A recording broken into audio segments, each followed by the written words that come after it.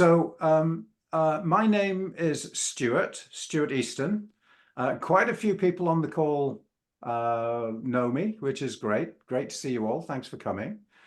I'm joined by a couple of my friends today. I've known Gerald for a gazillion years, it feels like, Gerald, but I guess it's probably only about 7 or 8, right? Yeah, about six or seven, something like that. Yeah, something like that. We had a chance to finally meet at the PMI Global Summit in Atlanta. Yeah, it's a funny world where you've got these friends and we've been talking for about 10, 15 minutes when we suddenly realized, look, this is the first time we've physically met, right? He wasn't in a little box on my screen. Exactly. So that was a very cool moment. I think that's up there for me this year, one of the good moments. And one of the things that Gerald and I share is a love of music. You can see he's surrounded by his keyboards. He's got his basses in the background. Up behind me, I've got my guitars on the wall. That makes us 3. But my guitar I left it in Saudi Arabia. Actually, I'm still an amateur.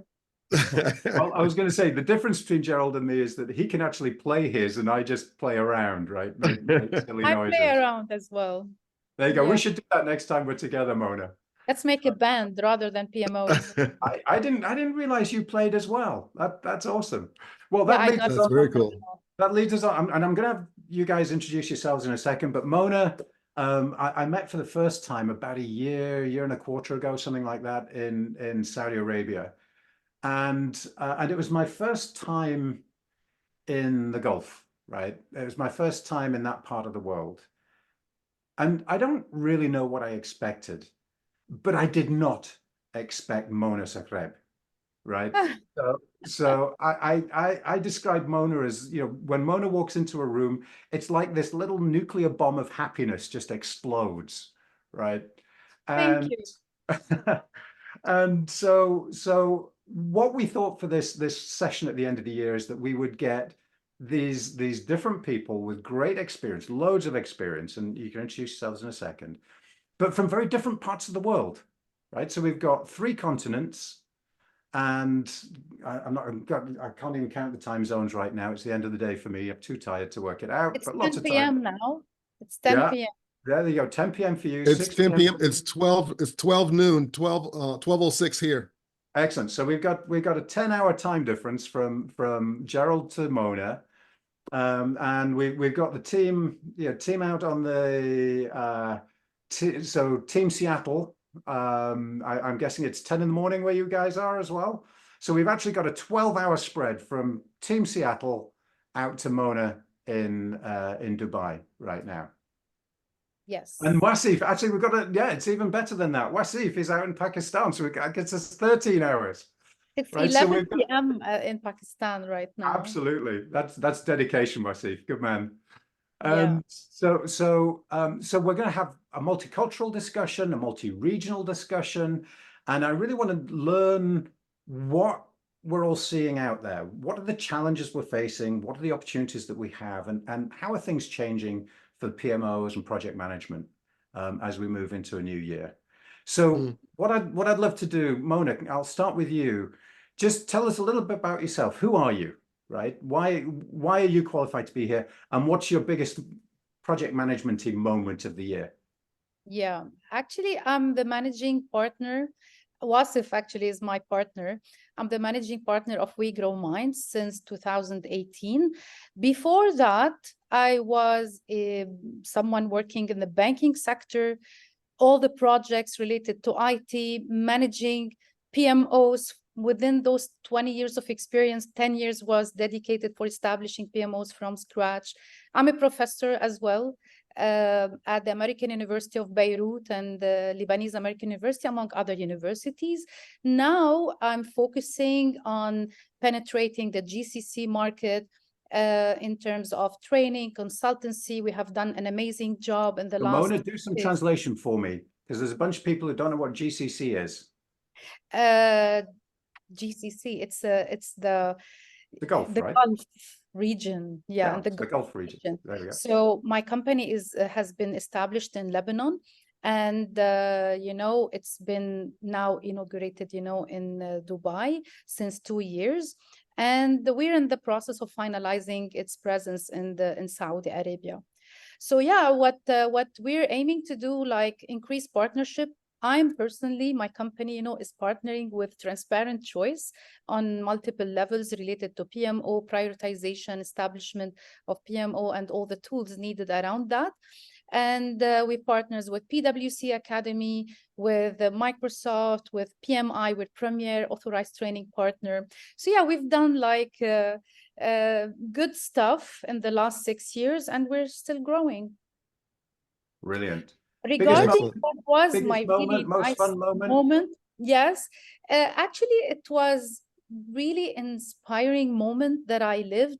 It was not that far away. It was on 13th of November, and today is 13th of December, like exactly a month back. I went on stage when I was invited by Hiba Shahi, the famous Hiba Shahi, who won the Yeah, PMO we are Award of not the worthy. Year. She's Yes, gonna be on our yes. webinar in February, I think. So Oh, looking wow. forward to that. She's amazing. We're gonna be with her on a desert trip, like after the PMI Dubai International Project Management Forum. Yeah, and you're invited, of course. So yeah, she invited me to be a keynote speaker in the Dubai municipality event with the PMOGA Alliance. And we talked, it has been like a week only when Sam Altman went on stage and announced all these breakthrough technologies in the world of AI. So, and we talked about the impact of AI on project management, process re-engineering, data analysis. And if you see the audience, like all of them were like, wow, is this the future? Is this how we transform the role of PMOs from administrative role to a strategic role? So yeah, we got like very insightful moment. Everyone came to me, is it really happening? Teach us, how do we do that? I think we'll How be to coming apply back to that topic. So hold that thought. We'll Yes, be coming back exactly. to I'll that. hold that thought. So it was really an amazing moment coming, like they want to learn more and more and more. So these are one of the trends we're going to talk about. Excellent. Thank you. Excellent. Gerald, introduce yourself.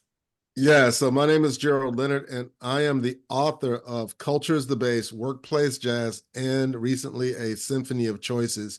I'm the CEO of Turnberry Premier and Leonard Productivity Intelligence Institute.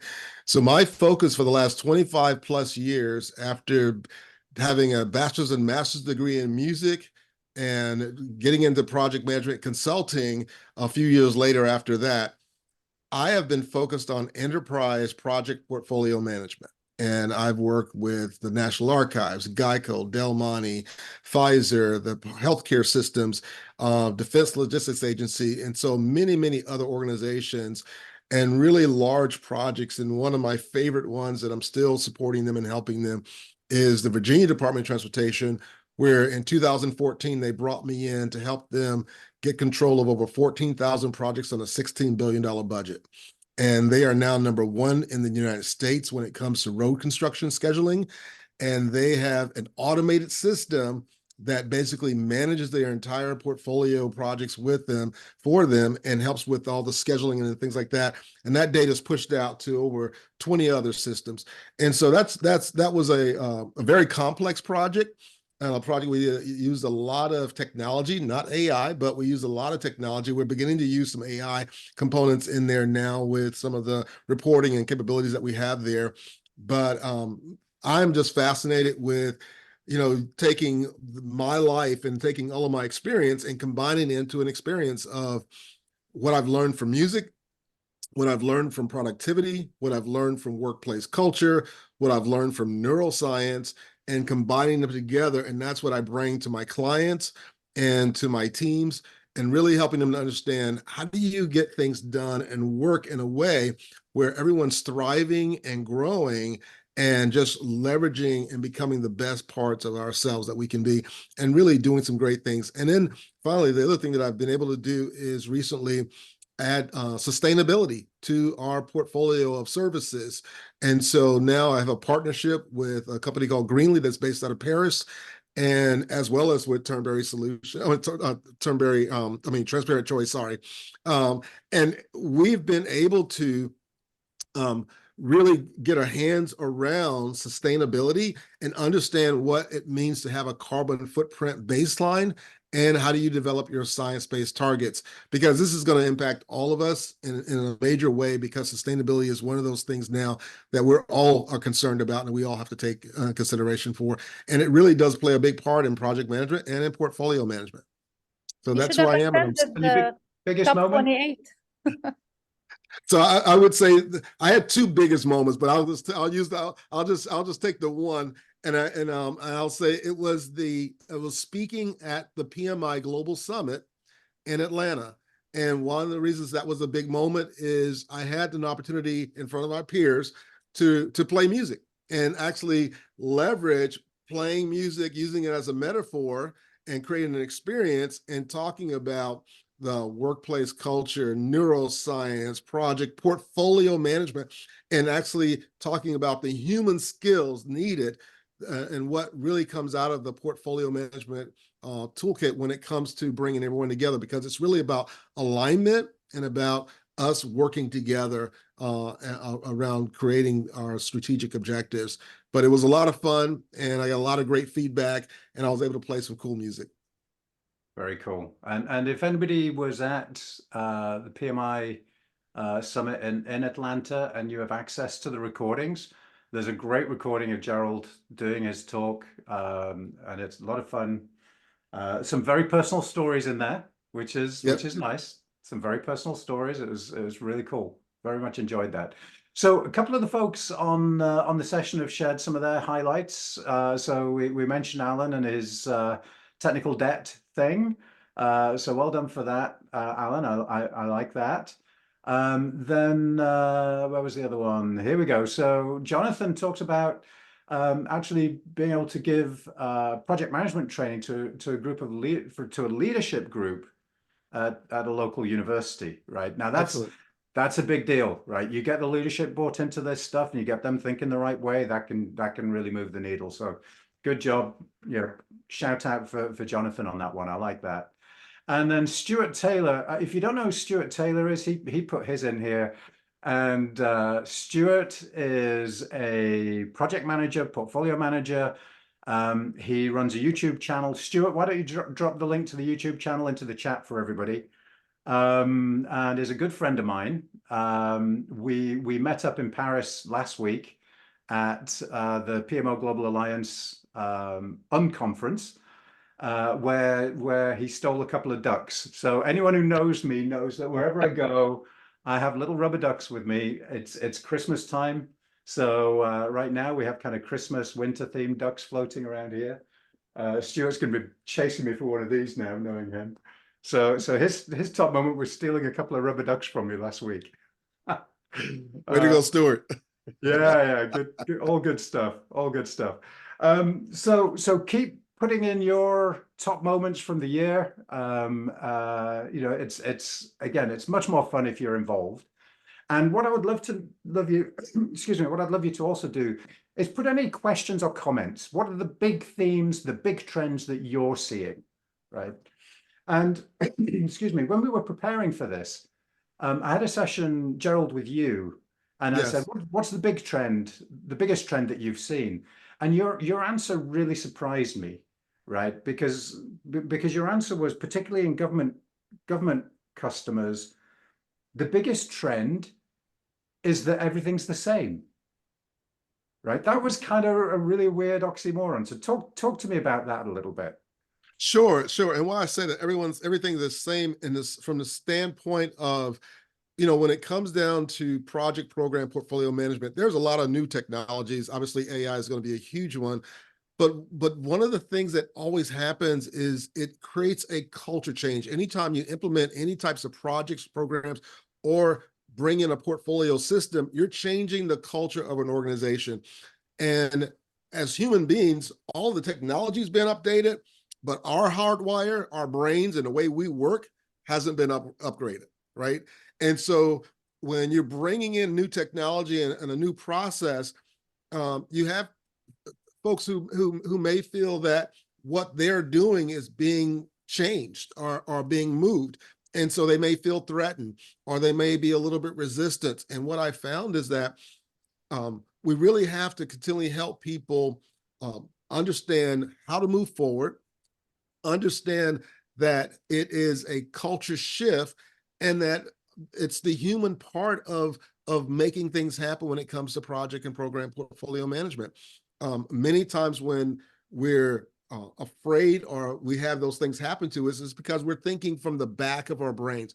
The amygdala has kicked in, and we're beginning to get all of the negative neurochemicals of cortisol and adrenaline, and we're feeling skeptical, we're feeling resistant, we don't know how this is going to impact us. And so we're kind of like the dog that doesn't want to go for a walk in the afternoon. We put our paws down and we kind of have to be dragged to where we're going, where if we were to ask questions of what's possible and how is it possible and what's necessary, that will lead us to begin to lean forward and start thinking and actually executing from the front of our brain, which produces all of those positive neurochemicals, the oxytocin, the dopamine, the serotonin. And now we're a little bit more focused on experimenting and co-creating this new future together. And so that's what I mean by things, even though there's a lot of change, there are certain things that are still the same, because ultimately as humans, you know, our mechanisms haven't been changed.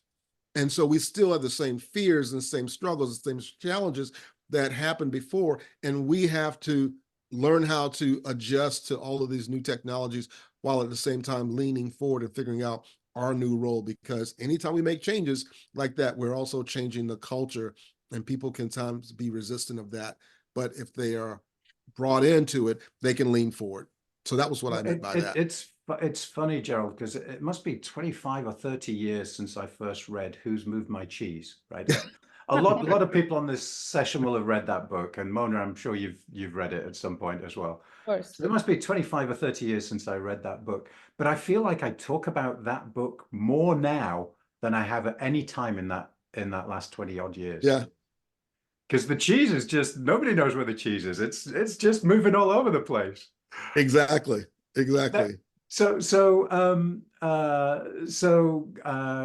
Kevin made an interesting comment, right? So his top moment was presenting at the PMI conference in Atlanta on the topic of core humility as a leadership strength, right? Now, Mona, part of your background is a lot of kind of HR and people-oriented stuff.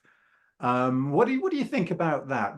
Because that's a really interesting topic. One of the things that I dare say we'll spend a bit of time on today is soft skills as being one of the trends in PMO. Exactly. So what about that sort of Especially leadership? now. Yes, yes.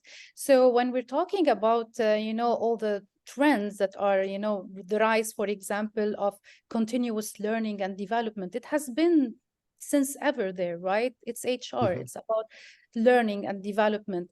But what we have noticed is, because of what Gerald just said, the rise of AI, and with the rise of AI and new technologies, we need to upskill our people, right? There are people who need to not only use the tools or devices or whatever technologies or process automation. We need people to understand the output of what AI is bringing to us. So we need people who have the analysis to understand these output and bring those outputs and come up with insights that will be customized and directed towards a specific objective within the organization. And this hasn't stopped, and it's going to continue on increasing. So, HR, as we said, and that's why when I mixed, the PMO with HR, they had the same challenge. So project managers are wasting their time working on routine stuff. And we know that process automation, can really alleviate from this to make project managers more strategic, and they focus on more important things. The same thing for the role of HR, having a background or PhD in HR analytics projects. We understand that HR is like the building bones of every organization, where you have to build the talented people from scratch, and you have to keep pace with all these technological advancements. So leveraging on like upskilling people, this continuous learning is a must right now, because AI alone cannot do anything. And here I will focus as well on the emerging, interest in data analysis, because, AI is bringing all what they are giving us from the data that we're feeding the system. Right. So there is a whole trend as well on the data integrity, how the data is up to date, and how, for example, analytics can be analyzed by people so that they can make the right decision based on data. So informed decisions is the aim. And for that, we need people who are still in the business analysis and who understand what the business is. Today, I had a meeting with one of the government entities in the UAE, and we really need to bring all this data so that we can leverage on that in a way to make these decisions, cut short all the time spent on administrative stuff. And by that, we need automation, we need systems, we need whatever, but this comes at the end. But sometimes I believe that Stuart has another opinion, that sometimes before going through all these processes, all these assessment, all this analysis, we can leverage on the quick wins that we make out of the systems. Yes. So on that point, Mona, so when we were in the green room, we were having a bit of a conversation earlier. And so hang on, who is it? Somebody just said, Jonathan, I think it was. Yes, it is. It's Jonathan made the comment that some of his colleagues see in large organizations see those organizations moving away from the PMO model and trying to upskill the managers to manage their own projects, right? And so that's really interesting because in my view, increasingly, PMOs have got less and less to do with project management, right? That's not where the value lies. AI is going to automate a lot of the tasks. Project managers are going to have to upskill to get better at the soft skills and all that kind of the business stuff. And where the PMO can add colossal value, and if you do away with the PMO, right, you lose all of this, is in the portfolio level intelligence, right? So prioritization in the first place, in scheduling and sequencing the projects so that you can maximize the use of your resources. This stuff matters.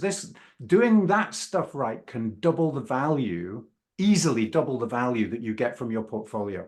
You get rid of the PMO, you cannot access that capability. Right? Because as soon as you do that, the business managers, they're in their stovepipe. They don't care about anyone else's stovepipe. They don't care about anyone else's projects.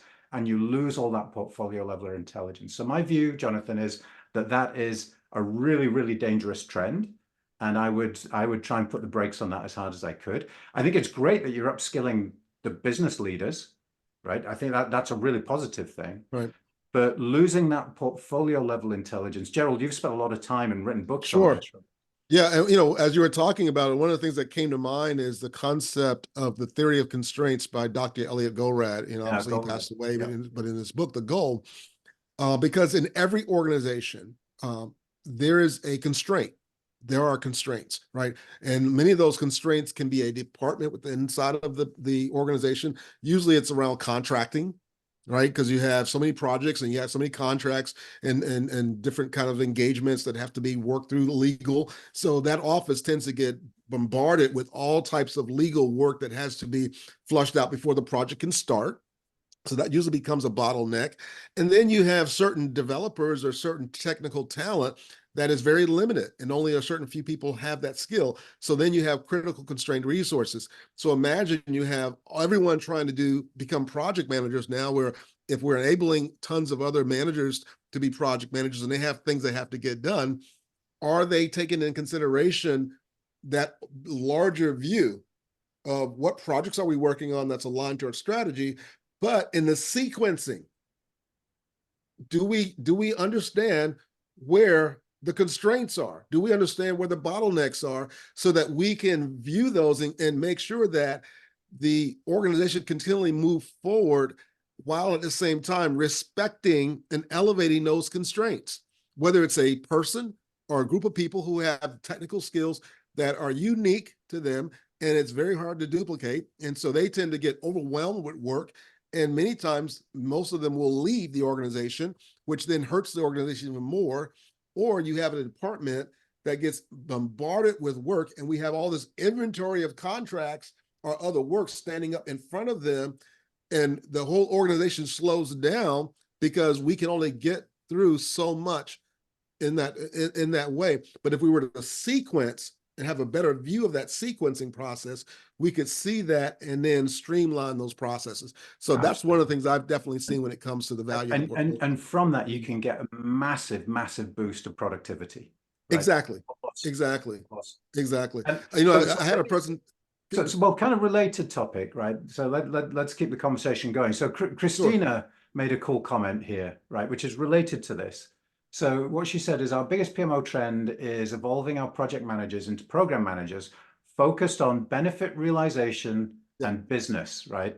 So what they're doing, right? What I hear when I hear that is I hear the big trend again that we talked about in the green room, which is the fact that a lot of these tools that are coming along, not just because of the tools, that project managers, program managers, PMO leaders have to become more business oriented. Yes. Right? Can I comment on that? Say it again, Mona. Sorry. Can I comment on that? Yes, please. Actually, Stuart, I do agree with you 100%. And, you know, the key is... Normally when Mona says that, guys, when she says, I agree with you 100%, Stuart, the very next word is, but. No, I do agree with you 100%, but it is not... There you go. There it was. It's not being applied in the true sense. The true sense for me, for a project manager to become a strategic partner of the organization, whether he's a project manager, whether PMO, whether portfolio manager, whether head of strategic department, the key thing to the success of this idea is for project managers, head of PMOs, and all what I have mentioned should understand and speak the language of the business. So I agree with our lady here. If they don't sit on the table with each and every head of business department and understand what is their pain points, what is their objectives, understanding the language. Even if you're whatever project manager, you have to speak the language of the business and understand what is the value, what is the final result of that project. Because nowadays there is no problem in like upskilling your people to, maybe it's challenge, but it is doable, easily doable to upskill the people to be certified, to know how to manage projects, manage the constraints that Gerald talked about. So yes, but it's not like something like wow or rocket science nowadays. Every project manager will understand and is aware of all the constraints, but they still have a lag or gap between understanding the actual business. For example, the sales, how do they make money? The marketing, how do they market better? And aligning all these projects and prioritize them to achieve the organizational goals and strategy by having this competitive advantage and sustain it over time. This is the key for success, in my opinion. I think you're bang on, and upskilling all of your project managers, program managers to be real partners with the business so that they are focused on delivering the. So Christina actually nailed it again. It was a great comment from Christina, because she's talking about benefit realization, right? And so last week I was in Paris at the PMO Global Alliance event. And I was facilitating the session on benefits realization, right? And it was really, I was so encouraged, right? Because my experience of where most project managers are on benefits realization is, well, that's just something you do at the end, right? And it's not, right? So I just happen to have these on my desk, right? We asked everyone to give us questions. What are your big questions and the topics you're interested in on benefits realization? About a third of these are about prioritization and how do we pick the right projects to deliver the right benefits in the first place, right? Because there's no point delivering the wrong benefits. We need to deliver the right benefits. And so even AI can help in that, by the way. Even AI can help in the prioritization as well. So I was really delighted by that, right? That people are thinking that way. So that brings us on to kind of the next comment, which was from Alan, right? So he's said that not only is it sunny in Seattle, which I don't believe, I am not for a second. He says, what I find that is not a new trend, but a disappointing continuation of an existing one, is that a PMO needs resources that are not direct projects. But basically, he goes on to talk about how you know, the PMO is still under pressure from executives, that they're disempowered, that it's about, you know, reporting, and, you know, we need, you lose this sort of enterprise business orientation and all the rest of it. So, you know, I think, you know, my view again on that, and I want to get your guys' view. My view on that is that I think as a group of as PMOs and business leaders, we kind of need to stop talking about projects, guys, and we need to start talking about ROI and business impact and At the stuff like highest that level. at Yeah. the highest level. So you know, when you do that, things change. Because Gerald, you've had that experience, right? I have. And Stuart, I was, as we were talking about this, and as Mona was talking, it reminded me of a time I spent at a major law firm. Law firm was called WilmerHale. And in our PMO, we partnered with the business. And so there was a component of the IT group that had a group called the Business Relationship Managers.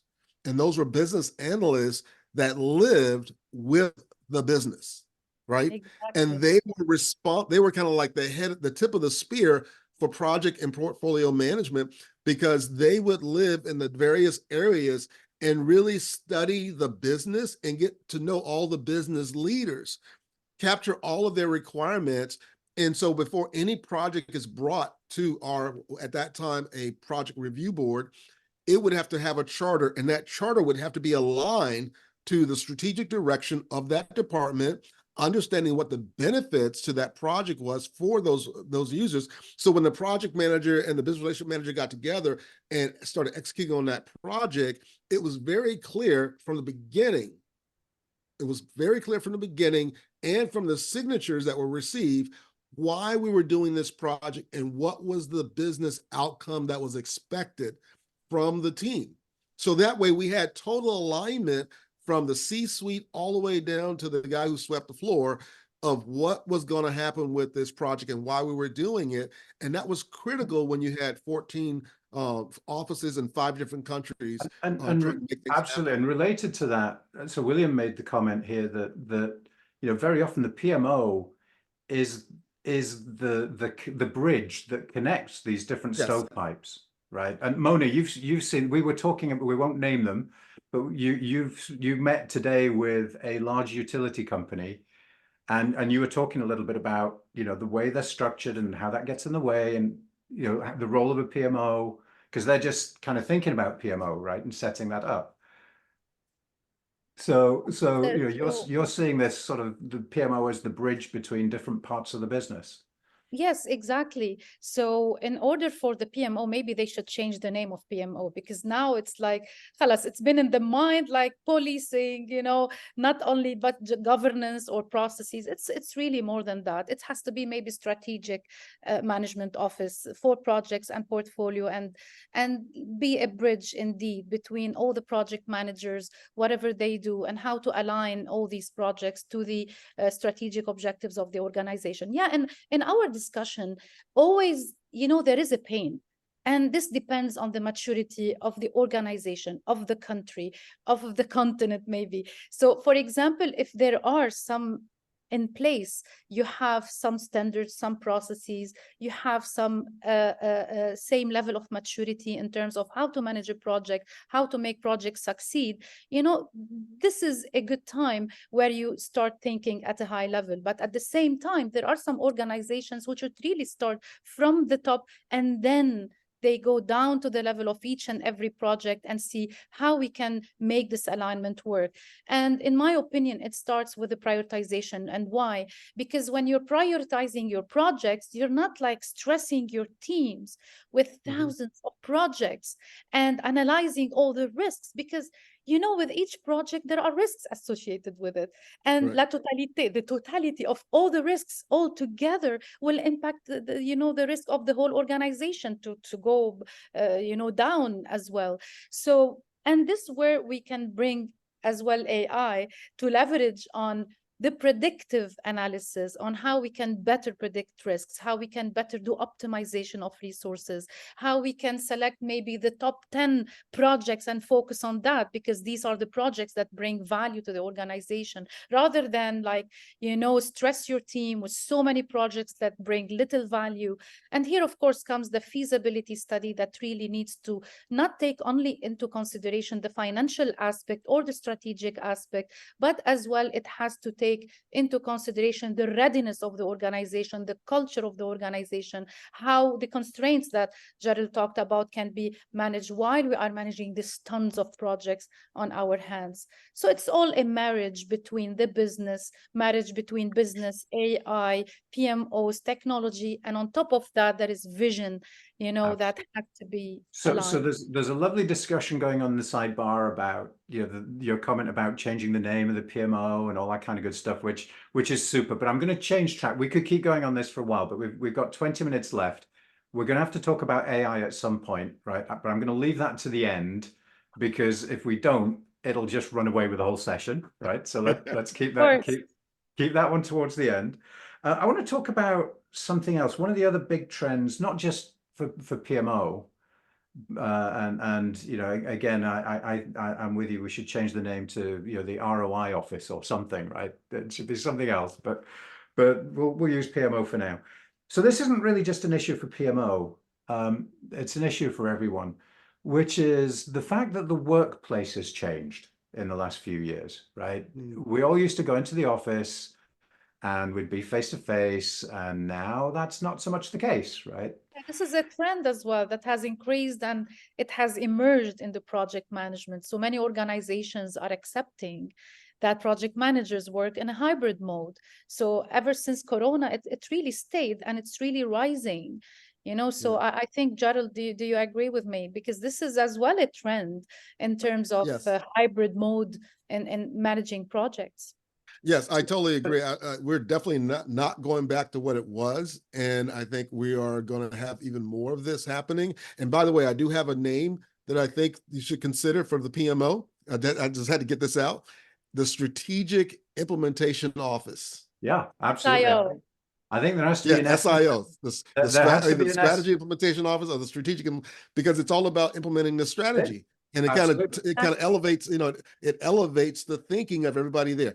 With that being said, you're right. We are at a place now where all work is going to be hybrid. I mean, because of, you know, I mean, look at what we're doing right now. If we were on a project team, we would probably meet once a year, maybe, right? True.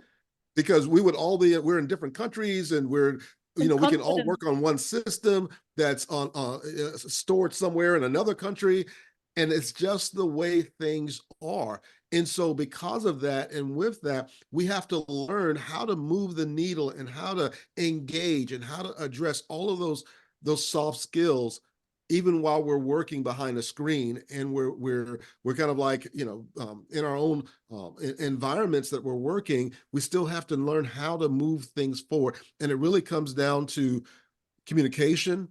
It comes down to culture. It comes down to how do we engage with each other to really help create that bond.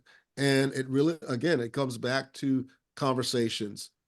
And I think want to add something on that, Stuart, just a second, because, you know, of communication that Gerald talked about. So we need, because of this hybrid mode that is going to increase further in the coming years, and it's going to be one of the trends in 2024 onward, we really need to have the tools that enable this communication, to facilitate this communication, leverage on systems for collaboration and communication within the teams. Yeah, I believe. And I would say that the tools aren't all technological tools. Some of those tools are skills, right? Skills are tools as well.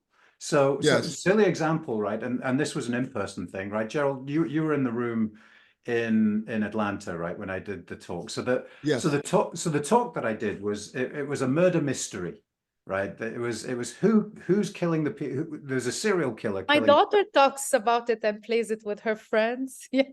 Oh, excellent. And it was a lot of fun, right? So the whole setup was, you know, there's a serial killer out there. They're killing the PMO. And to figure out what's going on, we're going to need some help from the world's most famous detective, right? And I turn around and as I would to pick something up, I'm just going to grab it. It's right here on the shelf near me. Right here it is. Oops. Let's get the camera back. Come back, camera. Hey, I'm over here. So I turned around and I picked up the hat, right? The Sherlock Holmes hat. And as do you remember what happened when I turned around, Gerald? Right? What I heard in the audience was people whispering. They're going, "It's Sherlock Holmes. It's Sherlock Holmes." Exactly. And I put the hat on, and you had the pipe. You had the pipe. I had the pipe. I had the pipe, and people actually clapped and cheered and all the rest of it. Right? I love the analogy. I love the analogy a lot.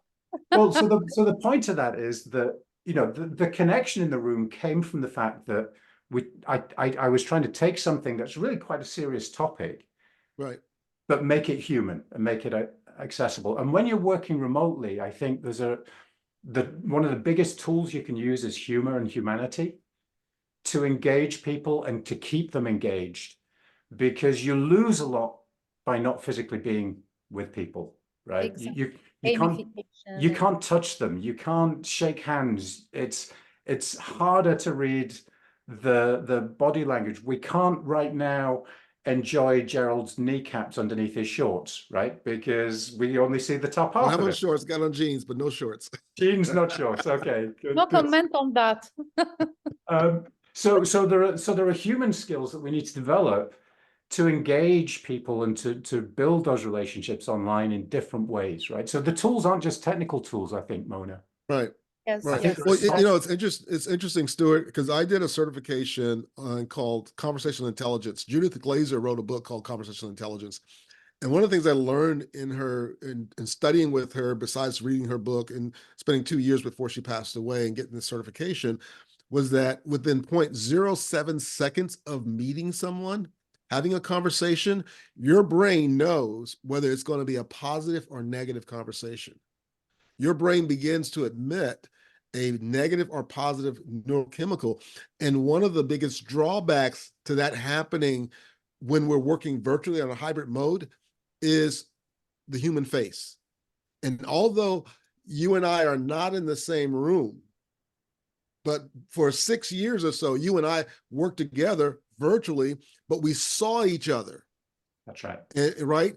And even though consciously we may not pick up on everything, non-consciously we pick up on the same concepts of facial muscle movement. You know, is the person with me? Are they nodding? Are they smiling? Are they agreeing?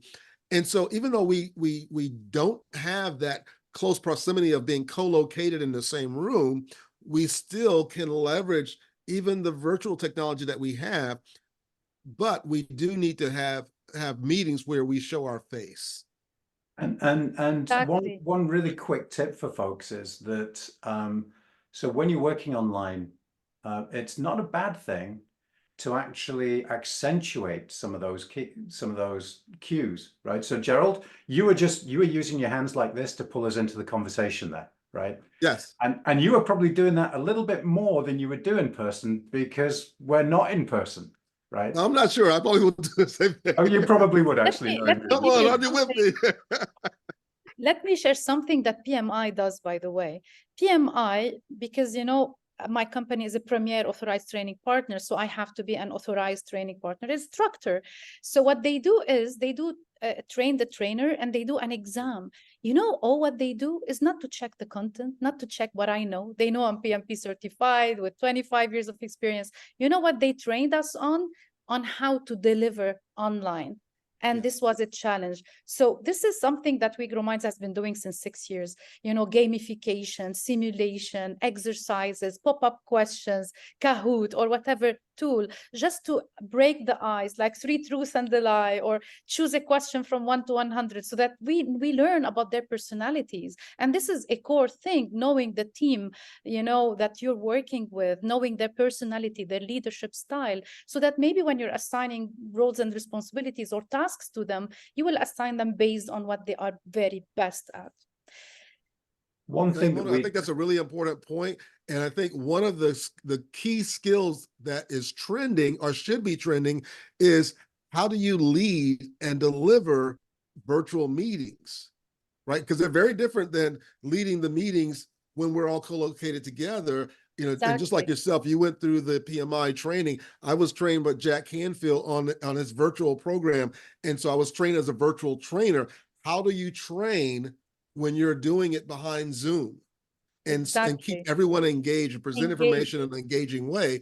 And that's probably one of the reasons I use my hands and kind of, you know, talk as if you're with me, because you are, because you And really that's are. one of the reasons that you guys listening to this, you've been fantastic. You've been in the comments, and part of the reason we want you to do that is so that you're engaged, right? You're part of the conversation. Exactly.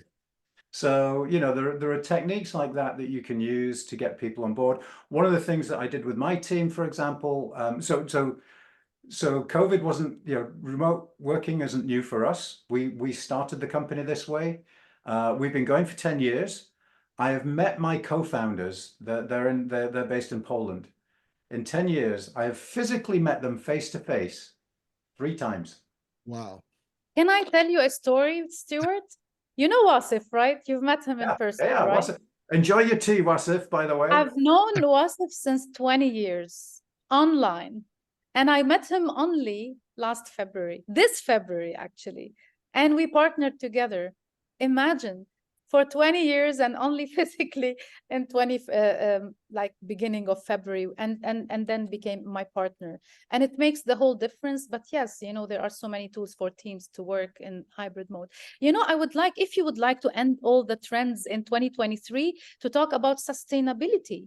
The Yeah, let's go there. sustainability and Let's go there. We're social going to run out of time, guys. responsibility. We're not going to get to AI. So let's Yeah.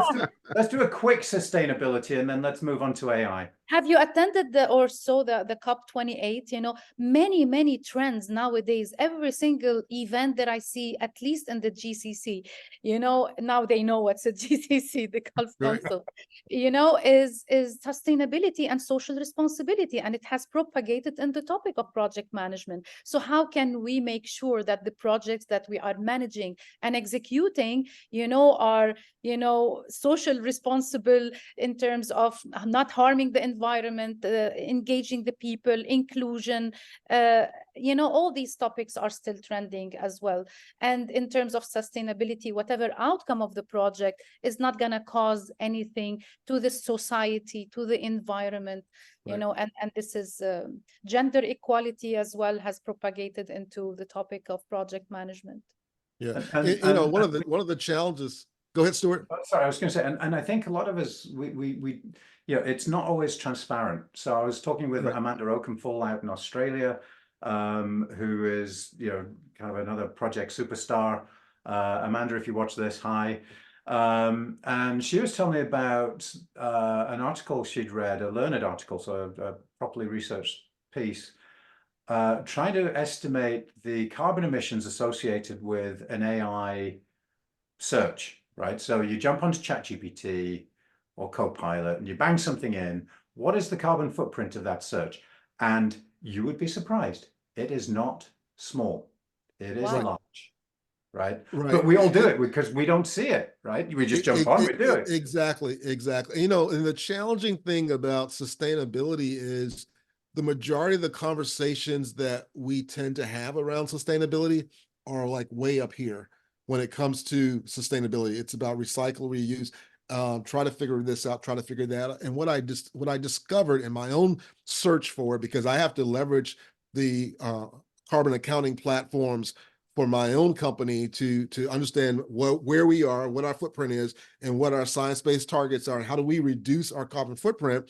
And it's a company I've partnered with called Greenly. And it has a platform that allows you to capture what your carbon footprint is. And you can actually do it by project, where you can determine what's the carbon footprint of the technology that we're implementing. What's the carbon footprint of that data center I'm planning on moving into? Is there a better one that has better technology? And what's the science-based targets, or what's our trajectory that once we implement this project, what is it going to be at that time? And so it's a lot more granular and rigorous than most people think.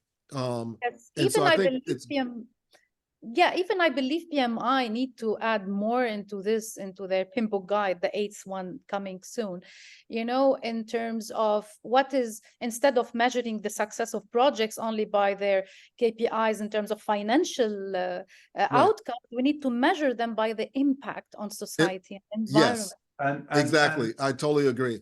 And I think in the project selection prioritization process, you know, some of the things that you can do there is actually include that as some of your project KPIs, right? So in your selection process, you know, you should probably have a corporate goal on carbon reduction. So Exactly. why are we not building that into our criteria for selecting projects? Well, we should be, and we Right. should be able to forecast, you know, if we do this set of projects, our carbon footprint's going to go up or down by this much, by this We amount. need a whole session about sustainability, We Stuart. do, Let's we do do. another So one. so we've got 7 minutes left. So I think that's a plenty of time to talk about AI. Who wants to start? Mona, you kick us off. Let Mona start. It's got to be it's got to be one of the big trends, right? You know, what I can do is to show you something that we have done for our company, since I can share something, right? This is something we can leverage Yes. on. So here, for example, I believe, and this is one of the topics I discussed in PMOGA Alliance with the Dubai municipality when I was the keynote speaker. So on the 13th of November, you know, like a week before, Sam Altman went on stage and he shared all the breakthrough technologies on what AI can do. One of the easiest thing you can do with AI is to have a virtual assistant like PMO advisor, for example. And with AI, Stuart and Gerald, you know, you can even increase the accuracy of the predictive analysis that you can do, whether in terms of predicting risks on the project. Of course, it's not generic. You have to give it enough information, garbage in, garbage out. So you really need to make sure that all the data, including the culture, including the number of teams, the type of the project, the previous history of failed projects, and what are the risks that have been, you know, identified, all the risks that they weren't able to identify, and how AI can assist in that. Even in terms of templates, in order to really transform the role of PMOs into a strategic partner for the top C-level, they need to sit on the table. So you have to free them from what they do in terms of creating templates. So AI can really jump in when you want to create template, automate processes, and so on. And you know, even so sorry to jump in, Mona. I want to yes. make sure everybody gets a fair shake at this one, right? So that's great. So I'm hearing lots of freeing people up from the boring stuff, right? And Yes. improving some of the data quality. So Gerald, you and I were talking about what implication that has for people's jobs, right? What they do day to day, right? So what are your thoughts on that? Yeah, I mean, you know, as systems are taking over and allowing us to free up ourselves, then that allows us to go deeper into things that really move the needle for us as human beings. Whether it's you know, really getting better at the whole idea of managing projects, not from the standpoint of the clerical work of the project, but by managing the stakeholders.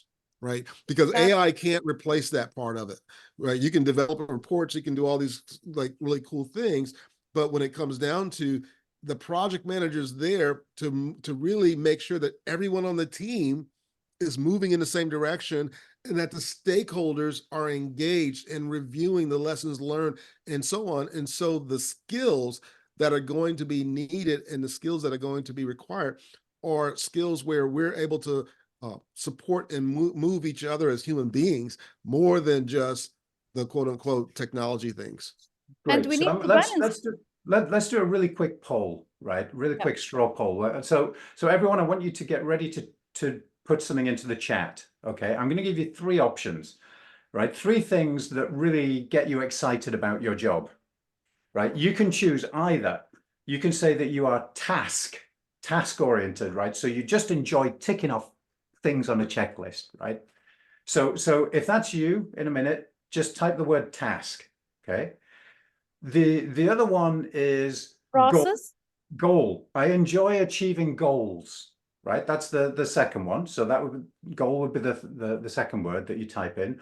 Or problem. I enjoy solving problems, right? So everybody type in which of those three is the thing that really types you on the most, turns you on the most. Okay, we've got lots of problems coming in. Keep going, folks. We've got some goal, guys. Thank you, Wasif. I would not expect anything else from you, my friend. Yeah, That's because exactly what I would innovation expect. and creative problem solving will be as well trending in 2024. Yep. So we're How to seeing solve a our lot. problems Well, faster. so here's the thing, right? So we're seeing nobody here, and that's what I expected because I did this with a live It's audience. task oriented. Right, exactly. Right. Yeah. So Although guess I'm not what? reading. So guess what? AI can do a lot of that task stuff for you, Exactly. freeing Yes. you up to be that problem solver and to deliver on the goals. Amazing. And so you get to do more of what you actually enjoy, less of what you don't want to do. But there's a big but. And again, we were talking about this in the green room. In order to do that, you need to upskill. Yes. Exactly. You need to get better. And some of you I know will already be extremely good at this. So there's a few of you I know on the call who are extremely good at this. But as an industry, we need to upskill and get much more ROI focused, business focused, be talking in business terms with business people and delivering business solutions, right? And not talking about triple constraints, project methodologies, Exactly. dependencies, and all that kind of nonsense, right? Right. They're not interested. Right. And also the stakeholder or the people component of how do you move people and the cultural aspect of it, The because that's a cultural big aspect, part of the yeah. problem solving as well. So you will Now, focus more on your leadership skills, on the Yes. people, on the human aspect, the Yes. interaction, the Yes. engagement of the stakeholders. It's not an absolutely. easy word to engage them in the decision making. And this should be as well like informed decision making based on data, 360-degree data from everywhere, which could help you enhance your decision making and lessen all the mistakes that we do. Well, Yes. and there are some AI tools coming along that, and by the way, AI is not the same as machine learning or large language models or anything like that, right? AI is this really broad set of tools and techniques, right? So there's all kinds of AI, and there are some really amazing tools coming along. So a guy called Atif Ansar is putting something out. Foresight.works is their website, where they're using AI. Mona, you were talking about forecasting, risk assessment, things like that. They're doing that in large construction projects.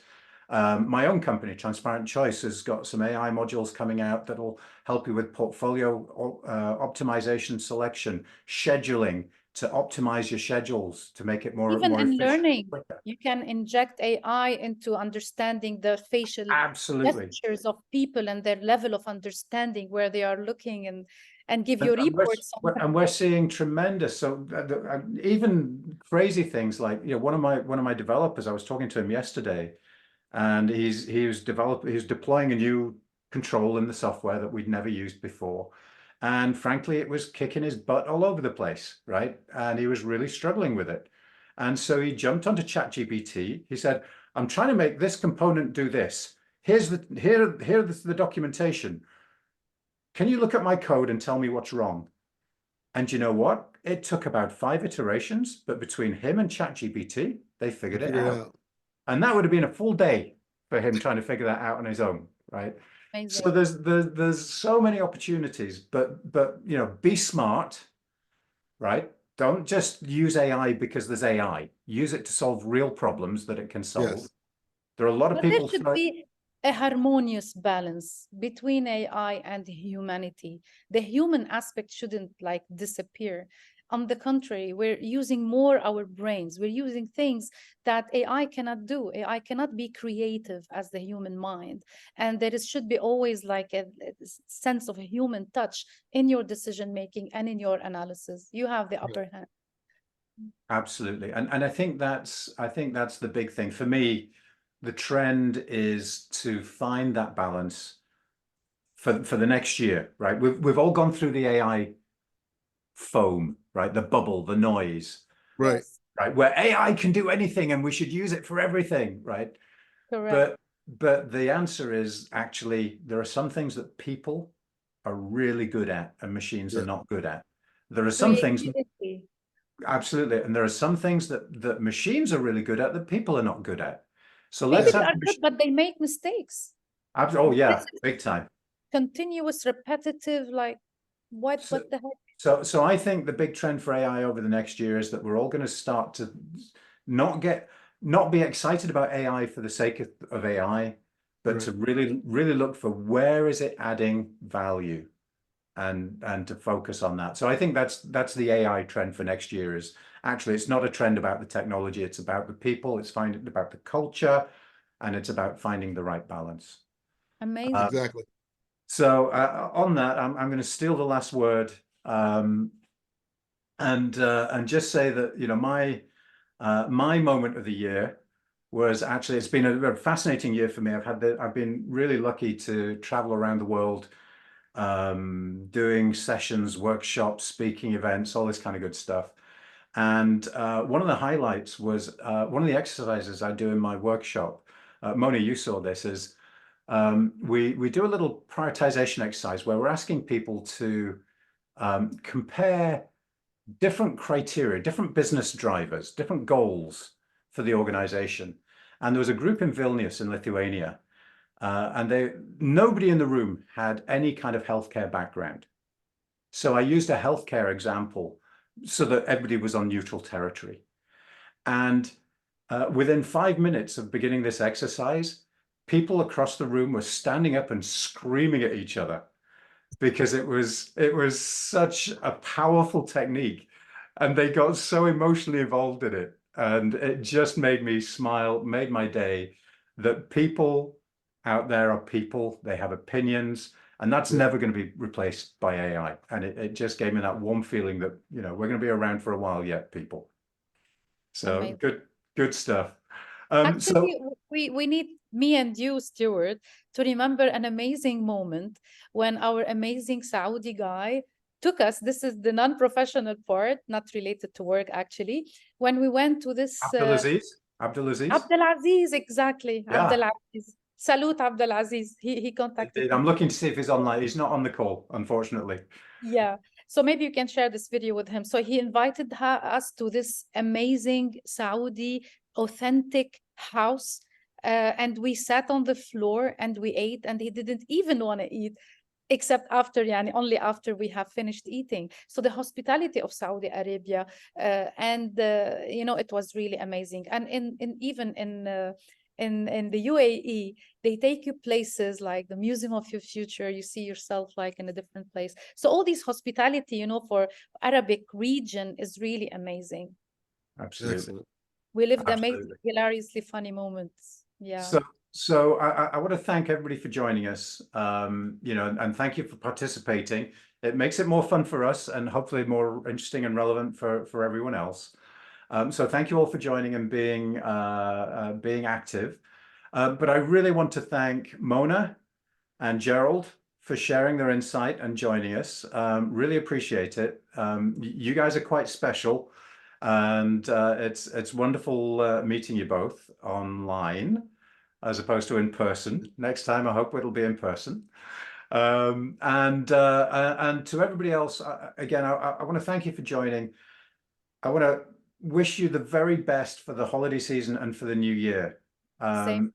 It's going to be a big new year. There's a lot of change out there. That cheese is whizzing around faster than ever. So keep looking for where the new value is, and Yes. develop your skills, develop your culture, work with the people around you. Those great moments, right? You'll notice that everybody's great moments were about people. Yeah. They were Exactly. about people, every one of them. So remember, it's still about people. It's not about AI. So thank you, everybody.